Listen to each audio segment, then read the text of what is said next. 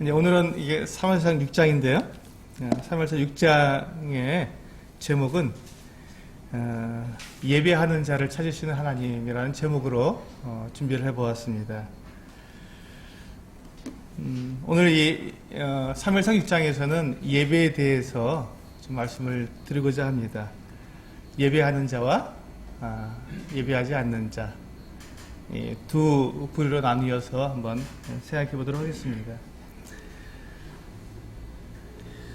우리 1절부터 12절까지는 지금 오늘 본문은 두 부분으로 나눠지게 되는데요. 1절부터 12절까지와 또 13절부터 21절까지 두 부분으로 나뉘게 됩니다.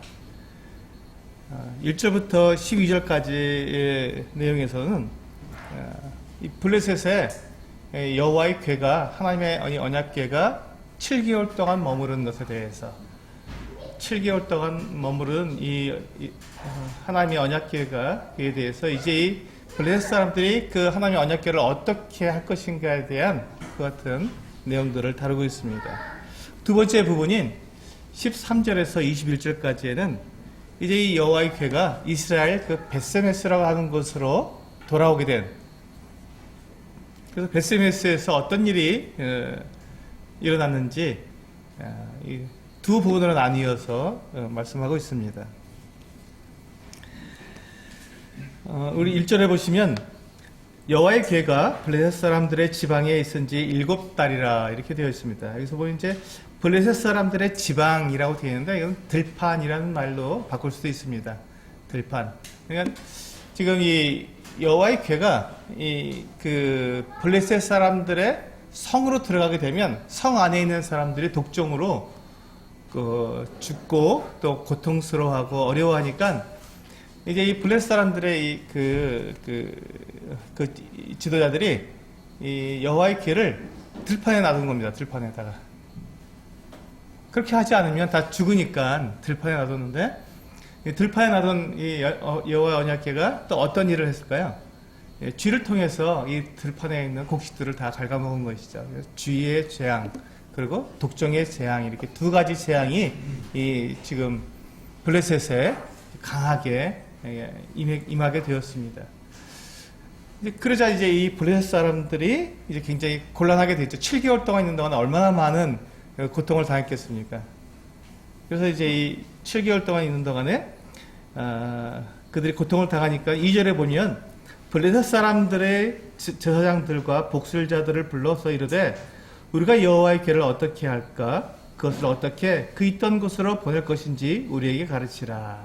여기 보시면 블레셋 사람들이 굉장히 그 여호와의 언약궤를 그들이 뺏어온 것에 대해서 그들이 굉장히 처음에는 굉장히 환호했고 자랑스러워했고 그들이 전리품을 얻었다고 하는 그 같은 감격에 막 굉장히 들떠 있었지만, 그 여호와의 언약궤를 7개월 동안 그들이 성에서 각 성으로 이렇게 돌리면서 갖고 있는 동안에 온갖 재앙을 당하자 그들이 이제는 어떻게 하면 이 여호와의 언약궤를 다시 돌려보낼 수 있을까 하는 것들을 생각하면서 그 블레셋 사람들의 제사장과 또 이 복술자들을 불러다가 물은 것입니다.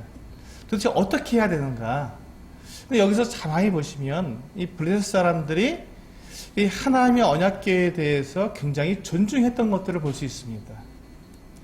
만약에 이 여호와의 언약궤가 있음으로써 자기들에게 어떤 이런 그 곤란을 당하고 어려움을 당하고 재앙을 당한다면 그 언약궤를 훼손시킬 수도 있었죠. 부숴버린다든지 불에 던진다든지 여러 가지 방법이 있었을 텐데, 그들은 그렇게 하지 않고 여호와 언약궤에 대해서 굉장히 존중하며 두려워했던 것을 볼 수 있습니다. 그러면서 이 언약궤를 돌려보내는데 그냥 돌려보내는 것이 어떻게 돌려보내야 하는지에 대해서 자기들의 제사장과 복술자들에게 물은 것입니다. 이러한 태도가 굉장히 지금 이스라엘 그 사람들과는 굉장히 대조적으로 우리가 볼 수 있습니다. 여기서 우리가 볼 수 있는 것은 이스라엘 백성들은 그 여호와의 언약궤를 그들이 함께 처음부터 가지고 있었고, 그리고 하나님께서 그들과 함께 하실 때 그 수많은 하나님께서 그들을 보호하시고 지키시고 인도하시고 그들을 먹이시고 입히시는 그 모든 것들을 경험해 왔던 것 같은 민족이었음에도 불구하고 그들이 여호와 언약궤를 뺏길 때 그들의 모습은 어땠습니까? 여호와 언약궤에 대해서 하나님의 이 언약궤에 대해서 존중하지 않았습니다. 그냥 들고 나가서 갖다 놓으면 하나님께서 함께 하시겠지, 우리 전쟁에 이기겠지 하면서 이 하나님의 언약궤에 대한 하나님께서 말씀하신 정말 그 지성소에서 그룹 사이에 계시하는 이 하나님의 언약궤를 갖다가 자기들 마음대로 가지고 날라오고 이렇게 정말 함부로 다루었던 이 모습을 볼 수가 있는데, 지금 이 블레셋 사람들은 오히려 그들이 7개월 동안 여호와의 언약궤를 갖고 있는 동안에 그들 가운데 일어났던 이 하나님의 역사, 하나님의 행하심을 그들이 경험하면서 그들이 오히려 더 여호와의 언약궤에 대해서, 하나님에 대해서 더 두려워하게 되고 더 떨었던 것을 볼 수가 있습니다. 이 모습이 굉장히 중요한 거예요. 우리에게 도전이 됩니다. 이 모습이 우리에게 도전이 됩니다. 우리가 하나님께서 행하시는 것을 보았을 때, 하나님의 역사를 보았을 때 우리는 생각해야 합니다. 하나님께서 우리와 어떤 일을 하셨는가, 우리 안에서 어떤 일을 행하셨는가를 생각하게 되면 하나님을 경외하게 되고 그분을 예배할 수밖에 없는데, 우리가 그것을 잊어버리면, 하나님께서 우리 가운데서 어떤 일을 행하셨고 어떻게 우리 가운데서 역사하셨는지를 우리가 잊어버리게 되면 하나님을 예배할 수가 없는 것이죠. 하나님을 경홀히 여기고 하나님을 갖다가 이렇게 함부로 대할 수 있다는 것이죠. 그런데 지금 블레셋 사람들은 7개월밖에 아니었는데, 하나님의 언약궤가 그들 가운데 들어간 지 7개월밖에 아니었는데도 그들은 하나님을 두려워했습니다. 경외했습니다. 그리고 어떻게 하면 합당하게 이 하나님의 언약궤를 대우할 수 있는지에 대해서 그들이 고민했던 것이죠. 그리고 불렀습니다. 그러자 이 3절을 보시면 제사장들과 이 복술자들이 이렇게 말합니다. 그들이 이르되 이스라엘 신의 궤를 보내려거든 거저 보내지 말고 그에게 속건제를 드려야 할지니라. 그리하면 병도 낫고 그의 손을 너희에게서 옮기지 아니하는 그 이유도 알리라 하니. 그들이 여호와의 언약궤를 이 이스라엘 백성들에게서 뺏어왔습니다. 전쟁에서 뺏어왔습니다. 그리고 그들이 여호와의 언약궤를 갖다가 7개월 동안 가지고 있었는데, 그동안에 하나님을 그들이 멸시했고 하나님께 그들이 잘못 행했다는 것에 대해서 그들이 이 속건제를 드려야 한다는, 여기서 속건제라고 되어 있지만 그들이 제사를 드린 건 아니고, 그래서 이것은 어떤 예물, 아니면 뭐 이렇게 배상금, 이런 식으로 번역해도 괜찮습니다. 그래서 지금 이 블레셋 사람들의 그 제사장들이 뭐라고 얘기했냐면, 우리가 하나님에 대해서 우리가 잘못 행했으니 그 잘못 행한 것에 대해서 합당한 예물을 드려야 합니다. 거저 보내되면 안 됩니다 하고 그렇게 이야기했던 것입니다. 그래서 그들이 이 속건제를 드려야 할지니라. 그리하면 병도 낫고 그의 손을 너희에게서 옮기지 아니하는 이유도 알리라. 하나님의 손이 그들에게 지금 임해 있는데, 그들에게 계속해서 재앙도 있고 끊임없이 7개월 동안 쉬지 않고 계속해서 그 여호와의 언약궤가 있는 곳에는 독종과 이 죄의 재앙이 계속해서 있는 것들을 보면서 도대체 이것이 왜 그런가 하는 것을 알 수 있을 거라는 것입니다. 정말로 이것이 하나님의 재앙인지 아니면 우연히 일어난 것인지 알 수 있다는 것이죠. 하지만 여호와의 언약궤를 보내려면 우리가 잘못한 것에 대해서 반드시 예물을 드려서 보내야 합니다라고 이야기했던 것입니다. 그렇습니다. 지금 이 블레셋 사람들이지만 이들은 우상을 섬기던 사람들이었지만 그들이 신에 대해서, 하나님에 대해서 어떻게 행해야 하는지 그들은 정확히 알고 있었던 것입니다. 우리는 하나님 앞에 하나님의 그 역사를 보고 하나님께서 우리를 어떻게 돌보시는지를 경험하고 그렇게 우리는 매일매일 살아가는 사람들인데, 우리가 주님 앞에 예배를 어떻게 드리고 있는가를 한번 생각해 보시면 굉장히 도전이 될 거라고 생각이 됩니다. 저는 이 말씀을 읽으면서 내가 주님 앞에 드리는 이 예배가 어떤 예배였는가, 내가 과연 주님께서 지금까지 내 평생에 주님께서 나를 돌보시고 나를 인도하신 그 모든 것들에 대해서 내가 얼마나 하나님께 감사하며 그분께 합당한 예배를 드렸는가, 정말 나를 하나님께 드렸는가. 그 예배 시간 매주 우리가 드려지는 그 만찬 예배 때 습관처럼 하고 있지는 않았는가 하는 생각을 가지면서 참 이들이 정말 하나님을 대할 때 정말 그들이 합당한 태도를 가지고 있었구나. 정말 놀라운 태도를 가지고 있었구나. 그들은 하나님을 알지 못했던 그 우상 숭배자들이었음에도 불구하고 하나님의 그 역사를 보았을 때 그들이 그렇게 하나님을 두려워하고 하나님께 합당하게 행하기를 원했던 것입니다.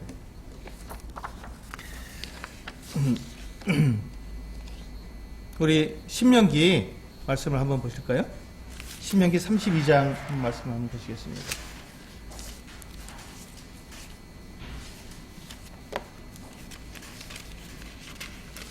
신명기 32장 6절과 7절입니다.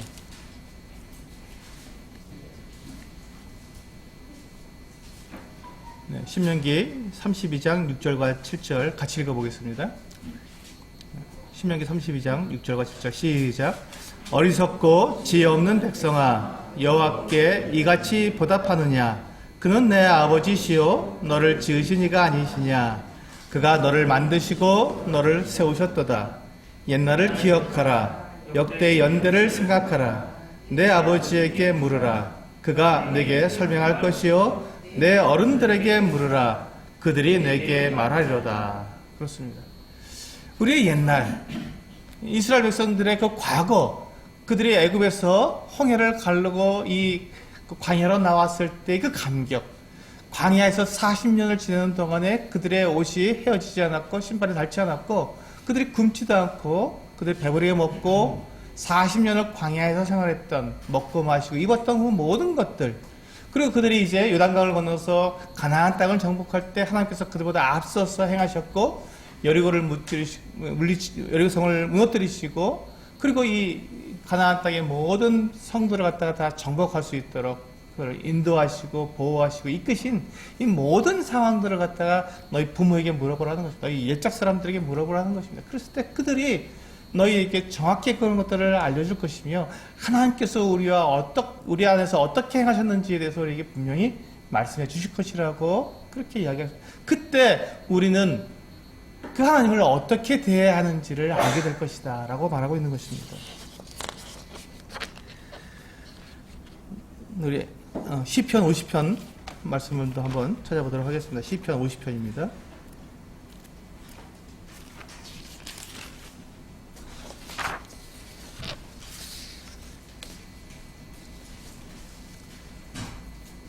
시편 50편 22절 시편 50편 22절입니다. 같이 읽겠습니다. 시작. 하나님을 잊어버린 너희여 이제 이를 생각하라. 그렇지 아니하면 내가 너희를 찢으리니 건질 자 없으리라. 그렇습니다. 하나님을 잊어버린 너희여 이제 이를 생각하라. 하나님이 어떠한 분이신지를 생각하라는 것입니다. 하나님께서 너희를 어떻게 대하셨으며 너희를 어떻게 인도하셨는지를 생각하라는 것입니다. 근데 우리는 종종 그 하나님을 잊어버릴 때가 참 많습니다. 하나님을 잊어버리고 하나님께서 우리에게 어떻게 행하셨는지를 잊어버리고 그렇게 행할 때가 많은데 이제 그 하나님을 기억하라고 시편 기자는 우리들에게 도전하고 있습니다. 우리 본문으로 돌아오겠습니다. 사무엘상 6장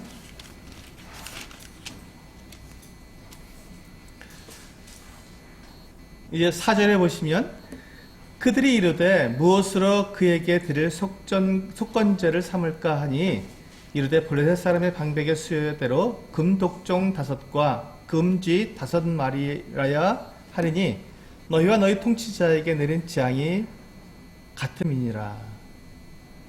그렇습니다. 이제 그들에게 이제 이 제사장들이 블레셋 제사장들은 우상 숭배자들이었기 때문에 그들이 사실 하나님에 대해서 잘 알고 있었어요. 근데 그들이 알고 있었던 하나님은 그 겉으로 드러난 그들의 눈에 보이는 그 하나님의 그 같은 모습들이었지 실제로 이스라엘 백성들이 하나님과 어떤 관계를 어떻게 맺고 있는지 잘 몰랐습니다. 그래서 이 제사를 드리는데 제사를 어떻게 드려야 하는지를 모르니까 예물을 드리는데 하나님께서 받으시는 예물이 무엇인지 모르니까 그들이 생각할 수 있었던 가장 귀한 제물은 금이었습니다. 금. 하나님께 금을 드리자. 근데 금을 그냥 드리는 게 아니라 독종 모양으로 만들고 쥐 모양으로 만들어서 그래서 하나님께 드리자 하고 그들이 그렇게 했던 것이죠. 하나님께서 이와 같은 이 블레셋 사람들이 만든 그 금으로 만든 이와 같은 것들을 예물로 드렸을 때 하나님께서 어떻게 하셨죠? 그것을 거절하셨을까요? 그렇지 않습니다. 받으셨어요.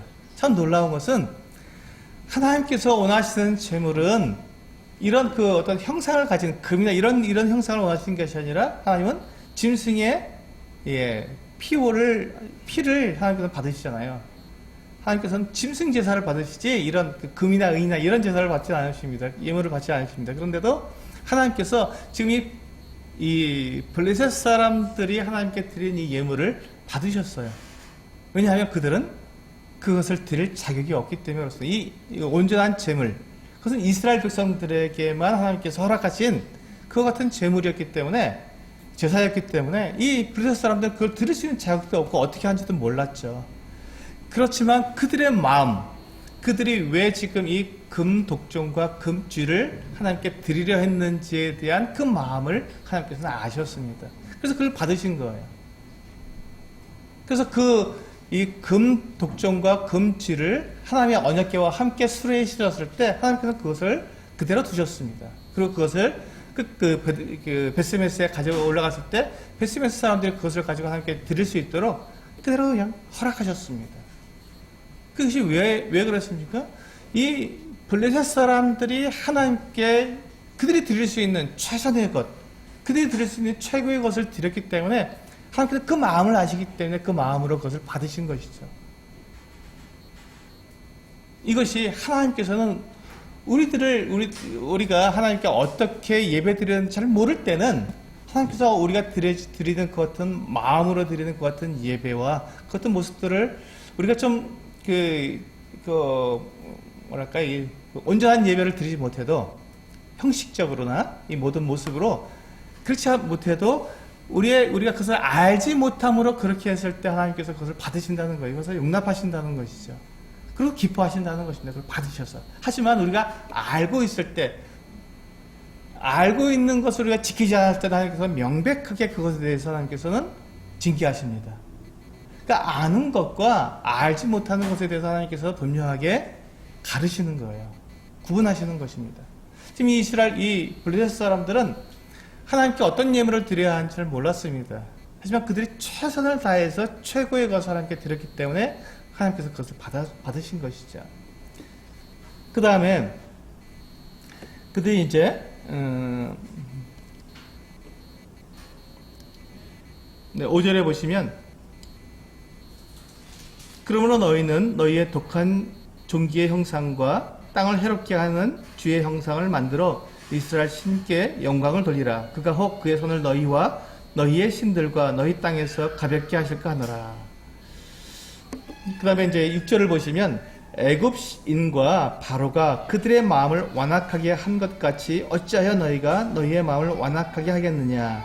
그가 그들 중에서 재앙을 내린 후에 그들이 백성을 가게 함으로 백성이 떠나지 아니하였느냐. 여기 보시면 그 블레셋 사람들의 제사장과 이 복술자들이 이스라엘의 역사를 너무 잘 알고 있었어요. 그들이 애굽에서 어떻게 나왔는지 하나님께서 이 애굽 백성들에게 10가지 재앙을 내린 것을 정확하게 알고 있었던 것입니다.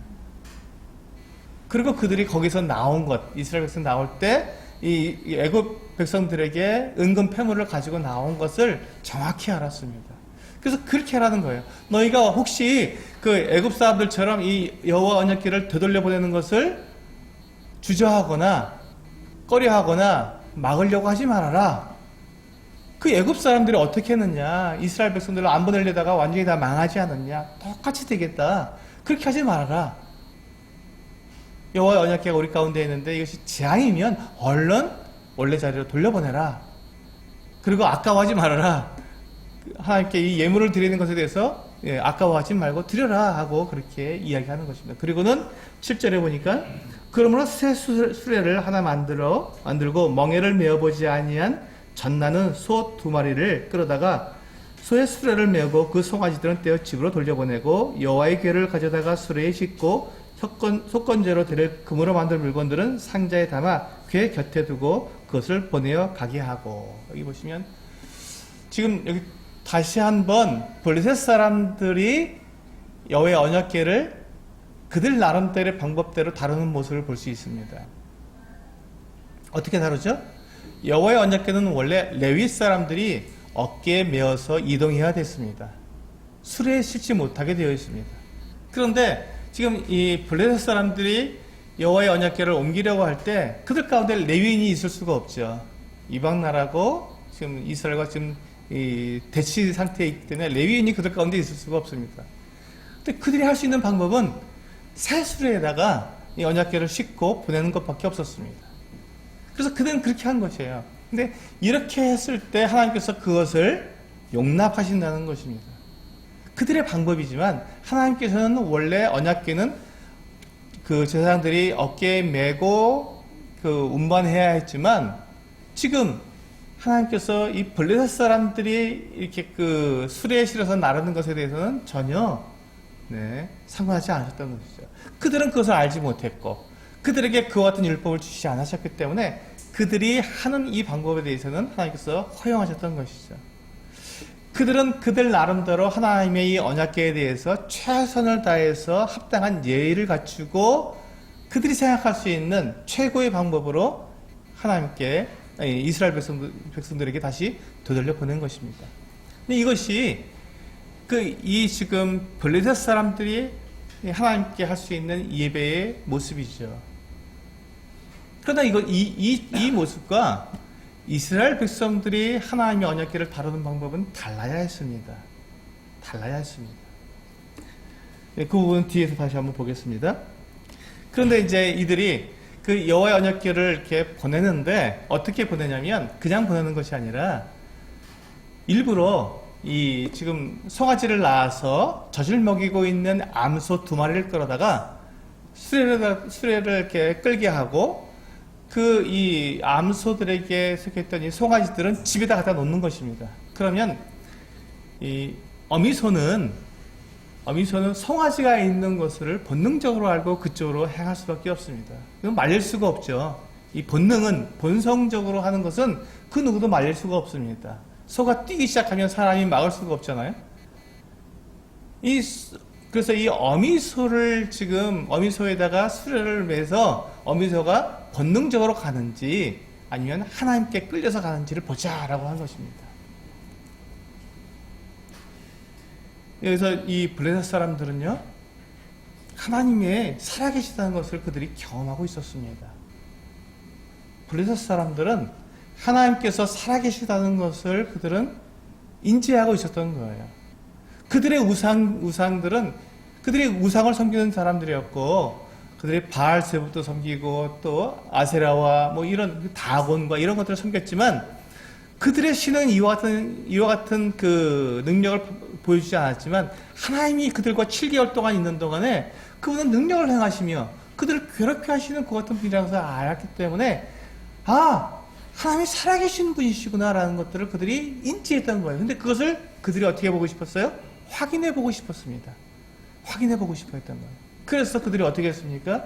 이 소의 그 본성대로 소가 가는지 아니면 하나님께서 정말 살아계셔서 그 소들을 이끌어 가시는지를 보고 싶어 했던 것입니다. 그런데 홈리와 비느하스와 이스라엘의 그 장로들은 어땠습니까? 하나님의 살아계심을 그들은 충분히 경험했고 충분히 알았고 너무도 많은 하나님의 그 살아계심을 그들이 얼마든지 들어왔음에도 불구하고 그들은 하나님의 살아계심에 대해서 그들은 인지하지 못하고 그냥 우상처럼 이 언약궤를 가지고 나갔던 전장터에 가지고 나갔던 것을 볼 수 있었습니다. 우리가 하나님에 대해서 우리가 하나님을 예배하는 자로서 하나님을 섬기는 자로서 우리가 하나님께서 살아계시다고 하는 이 부분, 하나님께서는 우리 가운데서 역사하시는 분이라는 것, 그분은 전지전능하시고 못 이룰 일이 없으신 살아계신 분이라는 것을 우리가 인지하고 있어야 한다는 것이죠. 하나님께 예배하는 자도 하나님께 나오는 사람은 하나님께서 살아계셔서 우리의 모든 생각을 다 아시고 우리의 하는 모든 말을 다 들으시고 우리 하는 모든 행동을 다 보고 계시며 그것을 심판하신 분이라는 것을 우리는 기억해야 한다는 것입니다. 그래서 생각해야 한다는 것입니다. 그래야 우리는 하나님께 온전한 예배를 드릴 수 있습니다.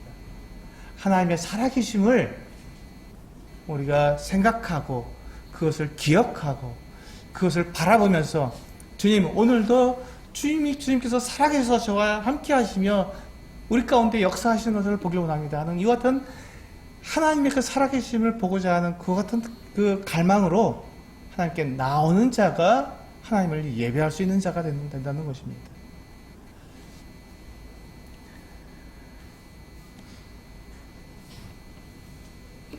이제 10절부터 보시면 그들이 그렇게 계획했던 것을 정말로 실행에 옮깁니다. 그들이 금으로 독종을 만들고 쥐를 만들어서 상자에 넣어서 여호와의 교회 옆에 놓고 그것을 수레에 실어서 암소 둘을 붙들어다가 수레를 끌게 하고 보냈습니다. 그리고는 이 수레가 가는 길 뒤에서 그 블레셋 5 성의 방백들이 그 뒤를 쭉 따라가고 있었습니다. 과연 어떻게 될 것인가? 과연 어떻게 될 것인가?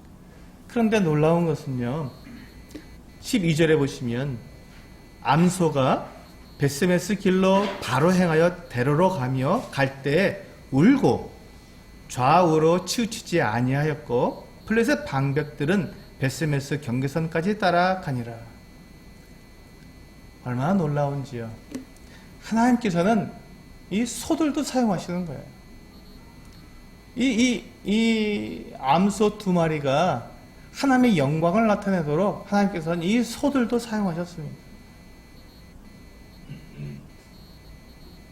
이 소들은 본능적으로 자기 새끼들이 있는, 자기 송아지들이 있는 곳으로 그가 가기 원했지만 갈 수 없었기 때문에 하나님께 그들은 순종할 수밖에 없었기 때문에 울면서, 소가 울면서 하나님께서 인도하시는 그 베스메스 길로 대로로 좌우로 치우치지 않고 곧장 가게 되었던 것입니다.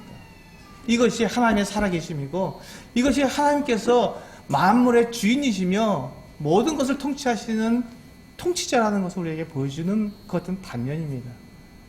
하나님은 모든 사람을 사용할 수 있고 누구든지 사용할 수 있으며 만물 중 사용할 수 없는 것이 없습니다. 이 소들도 사용하시지 않습니까? 하나님은 우리 사람들, 모든 사람들을 다 사용하기 원하신다는 것입니다. 그래서 그들에게 기회를 주시고 그들로 하여금 하나님의 이 뜻에 순종해서 하나님을 섬길 수 있도록 기회를 주신다는 것입니다. 그런데 이 소들은 지금 어떻게 해서 사용됐습니까? 하나님의 그 뜻에 어떻게 했어요? 순종했죠. 그들이 좌우로 치우치지 않고 곧장 갔습니다. 본능대로 행하지 않고 본능을 거슬러서 울면서 하나님의 뜻에 순종해서 그들이 베스메스로 갔던 것입니다. 이렇게 순종하는 사람들을 하나님께서 사용하시는 것이죠. 순종하는 사람들을 하나님께서 사용하십니다.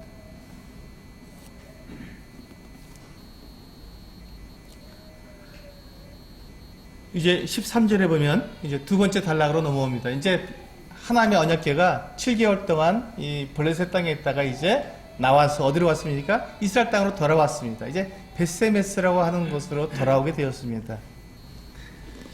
베스메스 사람들이 골짜기에서 밀을 베다가 눈을 들어 궤를 보고 그 본 것을 기뻐하더니 얼마나 기뻤겠습니까? 여호와의 언약궤를 뺏겼는데 그래서 그들이 정말 여호와의 영광이 그들에서 떠나갔다고 그들이 슬퍼하고 괴로워했는데 그 여호와의 언약궤가 다시 돌아온 것을 보았을 때 그들이 얼마나 기뻐했겠습니까? 그래서 14절에 보시면 수레가 베스메스 사람 여호수아의 밭 큰 돌 있는 곳에 이르러 선지라 무리가 수레의 나무를 패고 그 암소들을 번제물로 여호와께 드리고.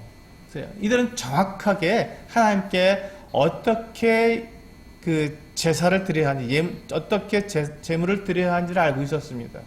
그래서 그 나무로, 그 수레의 그 나무로 만든 수레니까 수레의 그 나무를 떼서 다 잘라서 땔감으로 쓰고, 그리고 이 암소 2마리는 번제로 하나님께 드리게 되었습니다. 하나님께서 이와 같은 제사를 원하시죠. 하나님께 이 제사를 하나님께서 받으십니다. 하나님께서 이스라엘 백성들에게 가르쳐 주신 그대로 그 제물을 받으셨습니다. 그리고 15절에 보시면 레위인은 여호와의 궤와 그 궤와 함께 있는 금봄을 담긴 상자를 내려다가 큰 돌 위에 두매 그날에 베스메스 사람들이 여호와께 번제와 다른 제사를 드립니다. 자, 여호와의 언약궤를 누가 다뤘다고요? 레위인이 다뤘습니다. 정확하게 레위인이 다루었죠. 그러니까 문제가 안 생기는 것입니다. 지금 그 블레셋 사람들이 여호와의 언약궤를 다뤘을까 안 다뤘을까요? 다뤘죠. 그들은 레위인이 아니었습니다. 그들은 그냥 진짜 이방인들이었어요. 하나님께 나올 수 없는 이방인들이었지만 그들이 언약궤를 다뤘을 때 하나님께서 그들을 가만두셨습니다. 그들을 건드리지 않으셨어요. 그들에게 진노하지 않으셨어요. 왜냐하면 그들이 할 수 있는 방법이 그밖에 없었기 때문에 그렇습니다. 그것을 용납하셨습니다. 그러나 그들이 여호와의 언약궤가 이스라엘에 들어왔을 때 이스라엘 사람들에게는 누가 있었습니까? 레위인이 있었습니다. 제사장들이 있었어요. 그들로 하여금 하나님께서 언약궤를 다루라 하셨기 때문에 그들은 그렇게 다뤄야 했습니다. 지금 여기 보시면 레위 사람들이 여호와의 언약궤와 그 궤와 함께는 그 금봄을 담긴 상자를 내려다가 그들이 정확하게 그렇게 했을 때 하나님께서는 그들이 드리는 또한 번제와 다른 제사들을 받으셨던 것이죠. 이것이 우리가 하나님께 드리는 예배입니다.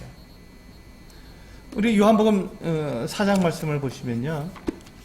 신약성경 요한복음 4장에 보시면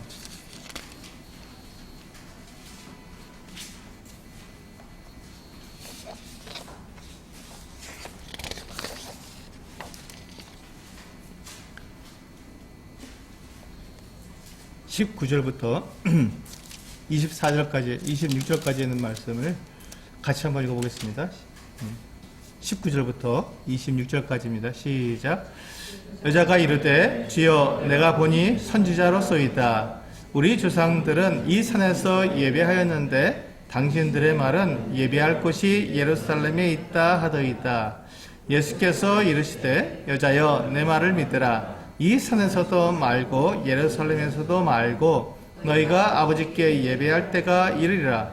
너희는 알지 못하는 것을 예배하고 우리는 아는 것을 예배하노니 이는 구원이 유대인에게서 남이라. 아버지께 참되게 예배하는 자들은 영과 진리로 예배할 때가 오나니 곧 이때라. 아버지께서는 자기에게 이렇게 예배하는 자들을 찾으시느니라. 하나님은 영이시니 예배하는 자가 영과 진리로 예배할지니라.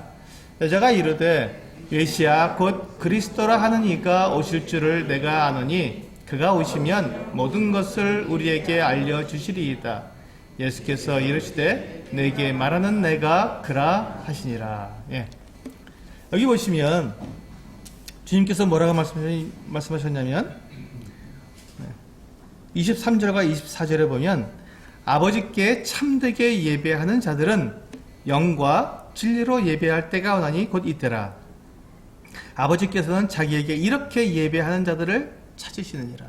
영과 진리로 하나님께 예배하는 자들을 찾으신다.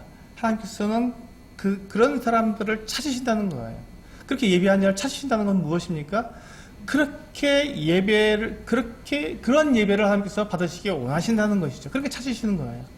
그렇게 영과 진리로 하나님의 성령, 내 안에 있는 영으로 하나님께 예배하고 또 진리로 하나님께서 우리에게 말씀하신 그 말씀 그대로 하나님께 예배할 수 있는 예배하는 그 같은 자들을 하나님께서 찾으시고 그러한 예배를 원하신다는 것입니다.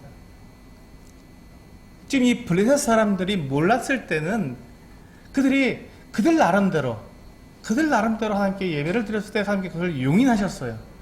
하지만 그것을 하나님께서는 알려주셨을 때 이스라엘 백성들에게는 알려주셨지 않습니까? 율법을 주셔서 그들에게 알려주셨을 때는 그들이 하나님께서 알려주신 그대로 영으로 진리로 하나님께서 알려주신 그 방법 그대로 하나님께 예배를 드려야 했습니다. 우리도 마찬가지입니다. 우리가 하나님을 알지 못했을 때는 우리는 나름대로 세상에서 우리가 하나님 절 좀 도와주세요 하면서 우리가 하나님께 그렇게 내 생각대로 내 방법대로 하나님을 그렇게 하나님께 구하기도 하고 때로는 원하기도 하고 여러 가지 방법으로 하나님을 섬겼습니다. 근데 그것이 그렇게 했었지만 이제 우리가 예수 그리스도를 통해서 하나님을 믿게 되었고 성경을 통해서 하나님께서 우리에게 어떻게 예배하라는 것을 우리에게 말씀해 주셨을 때 우리는 이제 그것을 알게 되었을 때 우리는 더 이상 우리의 생각대로 우리의 본성대로 하나님께 예배하는 것이 아니라 영으로 그리고 진리로 하나님께 예배해야 한다는 것입니다. 하나님께서 우리에게 말씀해 주신 그대로 우리의 마음과 뜻과 목숨과 힘을 다해서 하나님을 사랑하는 마음으로 그 사랑으로 하나님께 예배하는 자를 하나님께서 찾으신다는 것입니다. 하나님을 기쁘시게 한 자는 하나님께서 계시며 살아계시며 그를 찾는 자들에게 상 주심을 믿어야 할지니라는 이 믿음을 가지고 하나님께 나오는 그 같은 진리 가운데 나오는 이 예배자들을 하나님께 찾으신다는 것이죠. 하나님께서 계신지 안 계신지 잘 모르겠다. 하나님께서 정말 나를 심판하시는 분이신지 잘 모르겠다라고 말하는 것이 아니라 하나님께서 우리를 심판하시며 하나님께서 나를 돌아보고 계시고 살아계셔서 나의 모든 행위와 내 모든 것들을 다 보고 계시고 알고 계시고 기억하고 계시다는 것을 내가 기억하면서 그분 앞에 나오는 사람들, 그 사람들을 하나님께서는 찾으시고 하나님께서는 그 같은 사람 나와서 예배드리는 하나님께 사랑을 고백하는 그 고백을 하나님께서는 받으시기를 원하신다는 것입니다.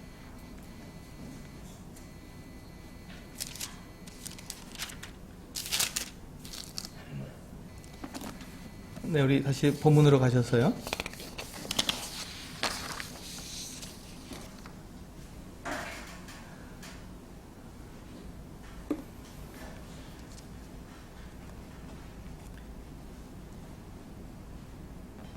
네, 우리 17절부터 보시면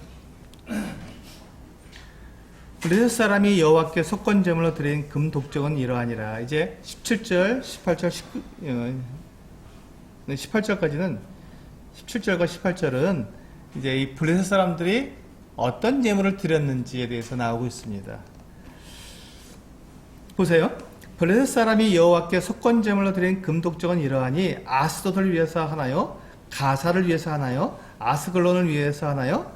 가드를 위하여 하나요? 에그론을 위하여 하나이며. 여기 보시면 그들이 하나님께 예물을 드리는데 그냥 이렇게 한꺼번에 모아서 그냥 우리 블레셋 전체요 하고 이렇게 딱 드리는 것이 아니라 각각에게 해당되는 그 같은 예물을 다 드린 것입니다.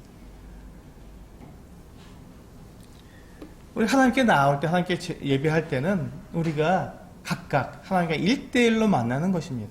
하나님께 1대1로 나와서 하나님께 예배를 드리는 것입니다.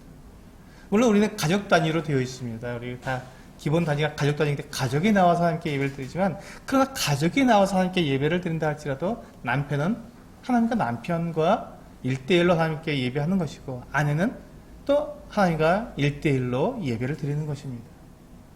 자녀들도 마찬가지로 1대1로 하나님 앞에 나와서 그들이 예배를 드리는 것입니다. 각자가 하나님 앞에 나와서 1대1로 하나님을 만나고 1대1로 하나님 앞에 예배를 드리는 것이죠. 그래서 우리가 하나님께 예배할 때 정말로 나와 하나님과의 관계 가운데서 하나님을 만나야 되는 것이고 나를 돌보시고 내 중심을 아시는 그 하나님 앞에 나를 털어야 하는 것이 예배입니다. 그래서 지금 이 블레셋 사람들은 하나님께 예물을 드릴 때 그렇게 드렸고 18절에 보시면 그 금쥐들은 견고한 성읍에서부터 시골의 마을까지 그리고 사람들이 여호와의 궤를 놓은 큰 돌에 이르기까지 5 방백들에게 속한 블레셋 사람들의 모든 성읍들의 수대로였더라. 금쥐를 그러니까 많이 넣었다는 것이죠. 5개가 아니라 그보다 더 많이 마을들의 숫자만큼 넣었다는 것입니다. 금쥐를. 왜냐하면 독종은 이렇게 성에 들어갔을 때 그 독종이 생겼지만 이 들에 있을 때는 이 쥐들이 농작물을 다 망쳤기 때문에 혹시나 하는 마음으로 모든 마을들이 다 혹시 자기들의 그 곡식들이 망칠까봐 하나님께 각각 다 예물을 드렸던 것을 볼 수 있습니다. 그렇습니다. 예배는 1대1로 하나님께 드리는 것이지 우리가 그냥 한꺼번에 이렇게 드리는 것이 아닙니다. 내가 누구에게 속해서 드리는 것이 아닙니다. 하나님은 모든 사람 각각과 하나님 교제하기를 원하시며 각 사람이 하나님께 나와서 예배드리기를 원하십니다. 이제 19절부터 보시면 이제 비극이 시작됩니다. 예배를 드리는데 합당한 예배를 드리는 사람과 합당치 못하게 예배를 드리는 사람의 이와 같은 차이가 여기서 극명하게 나타납니다. 19절에 보시면 베스메스 사람들이 여호와의 궤를 들여다본 까닭에 그들을 치사 5만 70명을 죽이신지라. 여호와께서 백성을 쳐서 크게 살육하셨으므로 백성이 슬피 울었더라. 여기 보시면 5만이라는 것에는 이렇게 괄호가 되어 있죠. 이거는 이제 사본상의 오류로 보입니다. 그래서 어떤 사본에는 5만이라고 돼서 5만 70명으로 되어 있지만 더 많은 사본에는 이 5만이 들어있지 않고 70명이라고만 되어 있습니다. 그래서 5만이라고 되어 있는 사본들이 있었기 때문에 괄호로 넣어서 우리가 그럴 수도 있다라고 했지만, 지금 그 베세메스라고 하는 이 마을의 그 인구수가 5만 명이 넘지 못했을 거라고 생각을 합니다. 왜냐하면 예루살렘, 그 다윗이 그 성읍으로 삼았던 예루살렘이 가장 번성했을 때 인구수가 7만 명이었습니다. 예루살렘은 수도였고 가장 번성했을 때 7만 명인데 베스메스는 시골이거든요. 저 변방이거든요. 그 블레셋과 이 국경지대였기 때문에 그곳에 5만 명이 넘는 사람이 살고 있다는 것은 좀 생각하기 어렵다. 그래서 그 5만 명은 5만 명이라는 숫자는 아마도 이 사본을 기록할 때 필사자들이 실수한 것이 아닌가 하는 생각을 갖게 되면서 그래서 사본마다 다 있다면 넣을 수밖에 없지만 어떤 사본에는 있고 어떤 사본에는 없기 때문에 또 없는 사본이 더 많기 때문에 괄호를 쳤습니다. 그래서 70명으로 보시면 좋을 것 같습니다. 70명이 죽었다면 여러분 70명이 적은 숫자가 아닙니다. 한 마을에서 70명이 죽어보세요. 정말 이거는 뭐 말도 아니죠. 너무 큰 변이 일어난 것입니다. 그 고대의 시골 마을에서 70명이 한순간 죽으면 이것처럼 끔찍한 일은 없습니다. 남자들이 죽었다면 70가구의 그 가장들이 다 죽은 거예요. 엄청나게 끔찍한 일이죠. 자, 여기서 보시죠. 근데 왜 하나님께서 이들을 이렇게 치셨습니까? 그들이 해서는 안 되는 일을 했기 때문에 그렇습니다. 우리 민수기 4장 말씀 한번 열어서 살펴보겠습니다. 민수기 4장입니다.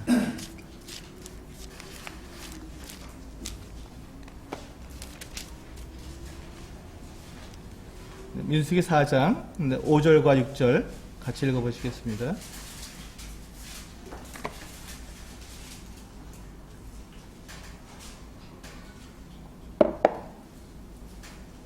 네, 시작.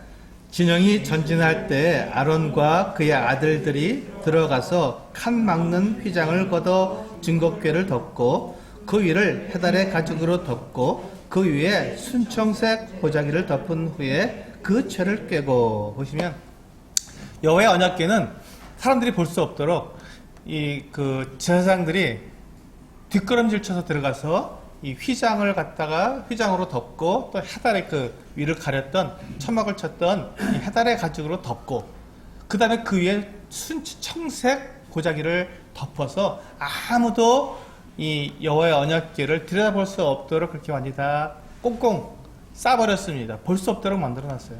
이 청색 보자기만 볼 수 있었습니다. 그리고 그 뒤에 보시면 15절 같이 읽어보겠습니다. 시작. 진영을 떠날 때 아론과 그의 아들들이 성소와 성소의 모든 기구 덮는 일을 마치거든 고핫 자손들이 와서 맬 것이니라.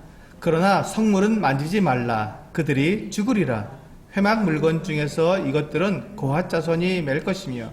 여기 보시면 특별히 고핫 자손을 레위 족속 가운데서 이 고핫 자손이 와서 성물을 매는데 이 성막 기구들에게 손을 대서는 안 되는 거예요. 채만 이렇게 손잡이 채를 끼워놨기 때문에 채만 들어야지 이 물건 이 언약궤 같은 거 만지면 안 되었습니다. 이 언약궤를 들 수 있도록 옆에 이렇게 채를 끼웠어요. 채를.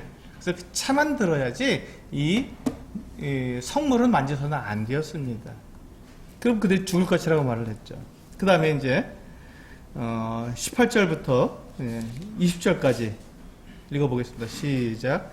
너희는 고삿 자손의 지파를 레위인 중에서 끊어지게 하지 말지니 그들이 지성물에 접근할 때 그들의 생명을 보존하고 죽지 않게 하기 위하여 이같이 하라. 아론과 그의 아들들이 들어가서 각 사람에게 그가 할 일과 그가 맬 것을 주의하게 할지니라. 그들은 잠시라도 들어가서 성소를 보지 말라. 그들이 죽으리라. 그렇습니다. 하나님의 성소, 지성소죠. 특별히 지성소는 들여다봐서는 안 되었습니다. 지성소도 들여다보면 안 되었는데 지금 이 언약궤를 들여다봤다는 것은 죽음을 자초하는 것이었습니다.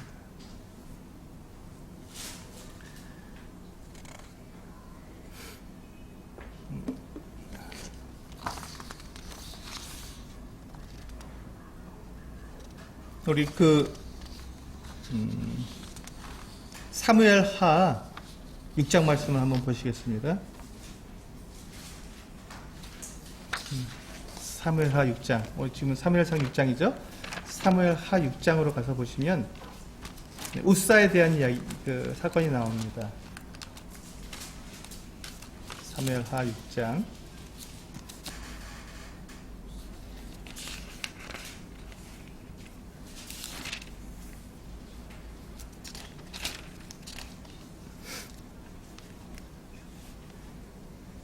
네. 이제 다윗이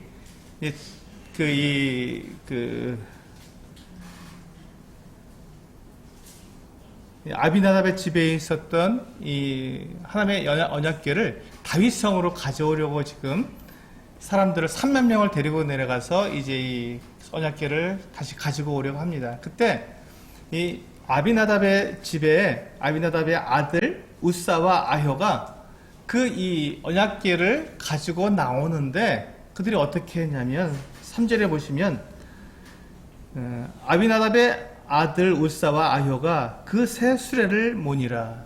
수레에다가 실은 거예요. 수레에다가. 마치 지금 이 브레스 사람들이 벳세메스로 언약궤를 보낼 때처럼 수레에다가 이 언약궤를 실었던 것입니다. 하나님께서 그 방법을 허락하신다고요? 허락하지 않으신다고요. 그것은 하나님께서 이스라엘 백성들에게 말씀하신 방법이 아니었습니다. 반드시 고핫 자손이 그 어깨에 매게 되어 있는데 지금 이 우사와 아효는 그것을 무시하고 자기들 생각대로 새 수레에다가 그냥 싣고 그 언약궤를 내어 주었던 것입니다. 그들이 이제 이 새 수레를 언약궤를 실은 수레를 지금 끌고 나오는데 소가 타작마당에 오니까는 날뛰었습니다. 그래서 이 언약궤가 떨어질 것 같으니까 이 우사가 어떻게 했습니까?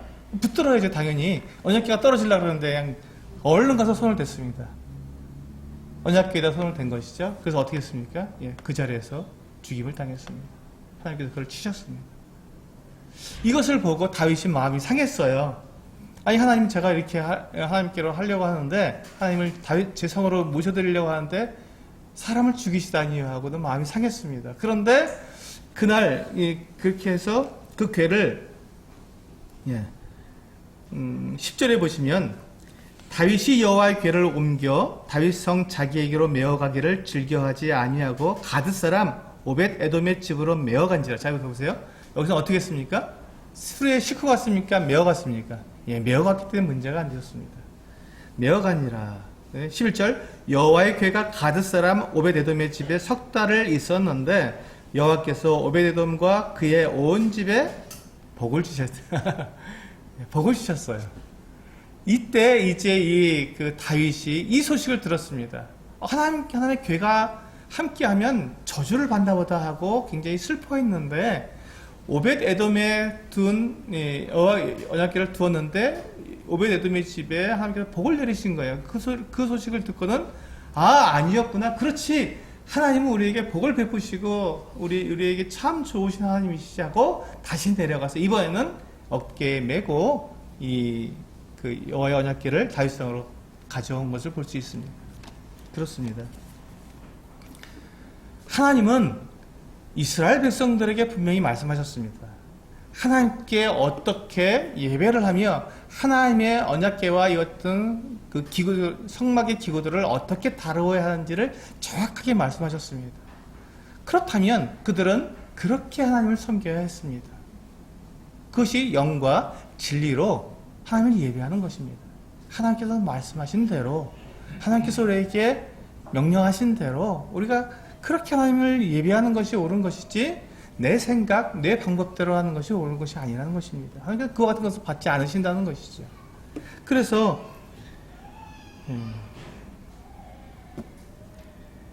20절에 보시면 본문으로 돌아오셔서 사무엘상 6장 20절에 보시면 베스메스 사람들이 이르되 이 거룩하신 하나님 여호와 앞에 누가 능히 서리요 그를 우리에게서 누구에게로 올라가시게 할까 하고 전령들을 기랏 여아림 주민에게 보내어 이르되 블레셋 사람들이 여호와의 궤를 도로 가져왔으니 너희는 내려와서 그것을 너희에게로 옮겨가라 하고 이제 기랏 여아림으로 이 여호와의 언약궤를 보내게 되었습니다.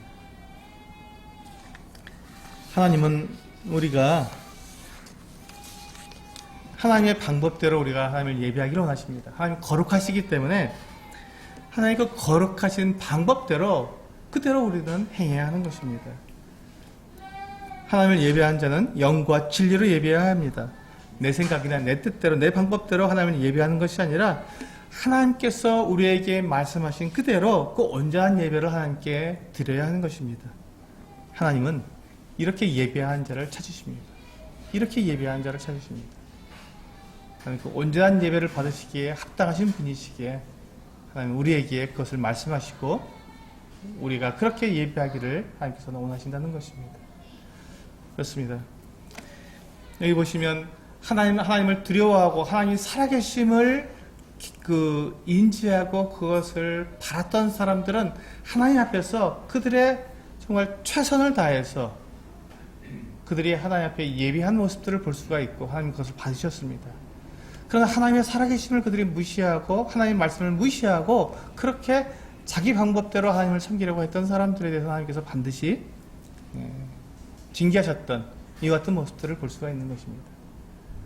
우리는 하나님을 예배하는 사람들입니다. 하나님을 예배하는 사람들입니다. 하나님께서는 그 예배를 이 짐승에게서도 이 암소 2마리를 통해서도 하나님께서는 하나님의 그 같은 영광을 받으시는 분이셨습니다.